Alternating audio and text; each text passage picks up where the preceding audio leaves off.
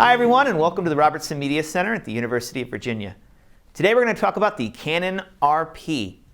In this 5-part series, we will talk you through 1, an overview of the camera, 2, setting up the camera, 3, operating the camera for photos and video, 4, audio recording and post-production processing, as well as some do's and don'ts while operating this camera.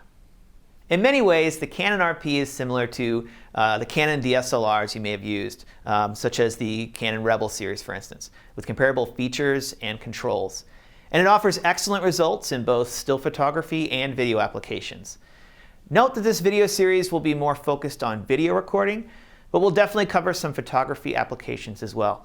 So it should be useful for all users.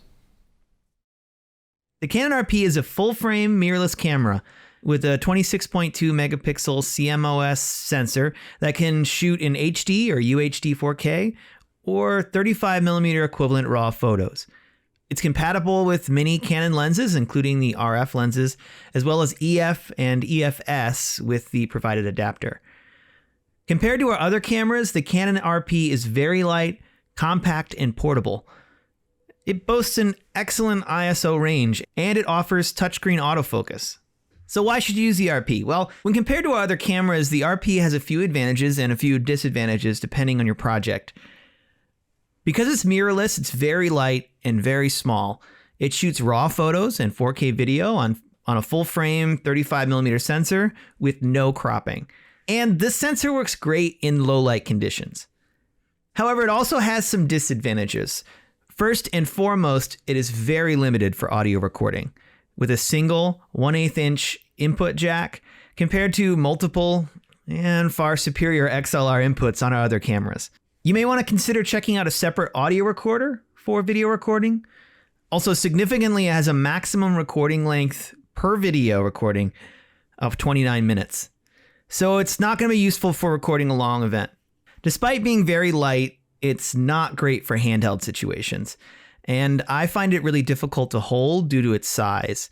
So it's not recommended for something like video documentaries or something that's going to have unpredictable situations. And finally, because it's mirrorless, it does not have an optical viewfinder. So if that's your preference, go with a different camera. And if that sounds complicated, don't worry. We'll break it down as we move along. Before you start recording, there are a few details to go through. First, make sure you get any additional gear or accessories that you'll need for your shoot, including tripods, microphones, lights, etc.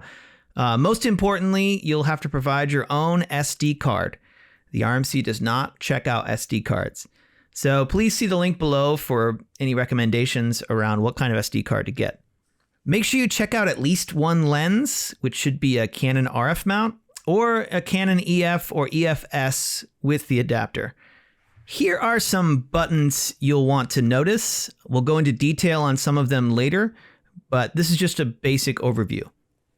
So here is the on-off dial. Make sure you slide it to off if you don't want to lose battery while it's sitting in the case. Over here, you'll see the record button, big red dot. Right next to that, you'll see the mode selection dial. For video, make sure you choose the movie recording mode, but if you're shooting photographs, select one of either manual mode or one of the many automated settings on this dial. Here is the menu button. This is the full menu of options and settings for the camera, as opposed to over here, which is the Q button.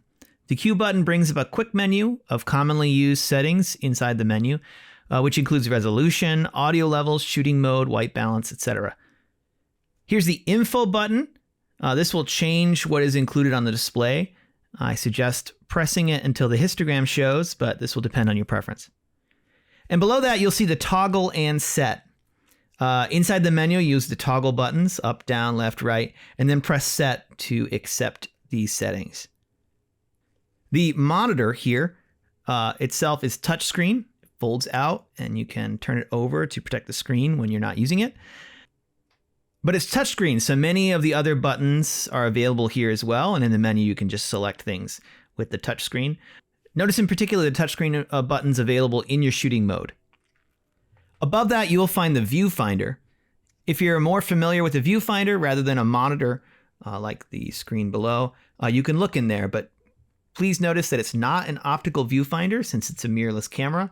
It's another digital display just like the monitor. But if you use it, just make sure you adjust to your eye using the diopter calibration.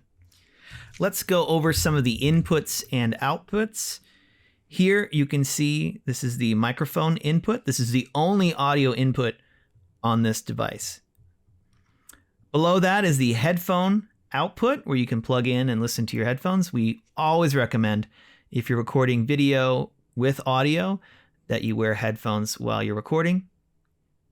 Over here is the HDMI out where you can connect to something like an external monitor, or you can record separately with an external recorder.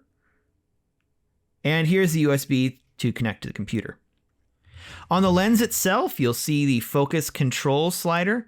We'll talk a lot more about this when we get to manual or autofocus. Keep it on focus if you want to use the ring on the lens for manual focus, or control, and you can set a custom control for a different setting for that ring. And over here for photography, this is the shutter release to capture a photograph, just like a regular DSLR. And on the bottom here, you'll find the tripod mount set screw, where you can attach it to a tripod or a stabilization device. Coming up next, we'll look at how to set up the camera. So stay with us.